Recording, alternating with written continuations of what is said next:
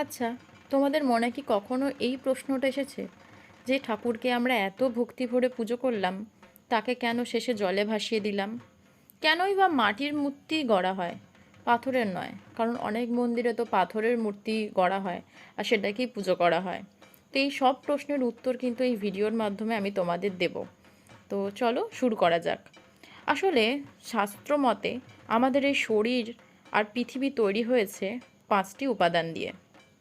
ক্ষিতি মানে মাটি, অপ মানে জল, তেজ মানে আগুন, মরুত মানে বাতাস আর বোম মানে আকাশ। মাটির মূর্তিতে যখন প্রাণ প্রতিষ্ঠা করা হয় তখন আমরা বিশ্বাস করি ব্রহ্মাণ্ডের সেই মহাশক্তি ওই কাঠামোতে এসে বসেছেন।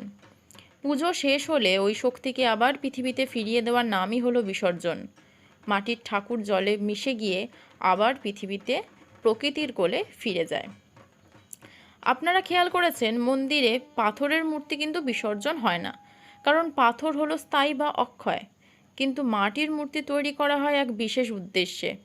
এটি আমাদের জীবনের ধ্রুব সত্যকে মনে করিয়ে দেয়। সেটা হলো অনিত্যতা। কোনো কিছুই চিরস্থায়ী নয়। মা যেমন আসেন তেমন তাকে যেতেও হয়। এই আসা যাওয়ার চক্রটাই হলো সৃষ্টির নিয়ম। মাটি থেকে সৃষ্টি, আবার মাটিতেই লয়। এই সহজ পাঠটাই আমরা বিসর্জনের মাধ্যমে শিখি। পশ্চিমবঙ্গের সংস্কৃতিতে গঙ্গা বা জলাশয় হলো শুদ্ধির প্রতীক। বিসর্জনের সময় যখন ঢাকের আওয়াজে চারিদিক মেতে ওঠে, তখন সেই বিদায়ের বিষণ্ণতা আমাদের শেখায় ধৈর্য ধরতে।